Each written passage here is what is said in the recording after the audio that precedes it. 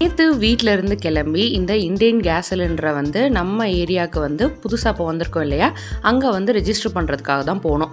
அங்கே போனால் என்ன சொல்லிட்டாங்க, நீங்கள் ஓல்டு அட்ரஸ் இருந்தீங்களே அங்கே போய் ட்ரான்ஸ்ஃபர் வாங்கிட்டு வந்தால் தான் அடுத்த ப்ராசஸ் ஸ்டார்ட் ஆகும் அப்படின்னு சொல்லிட்டாங்க. உடனே கிளம்பணும். இங்கேருந்து ஒரு நியர்லி ஒரு 2 hours 2.5 hours ஆகும்.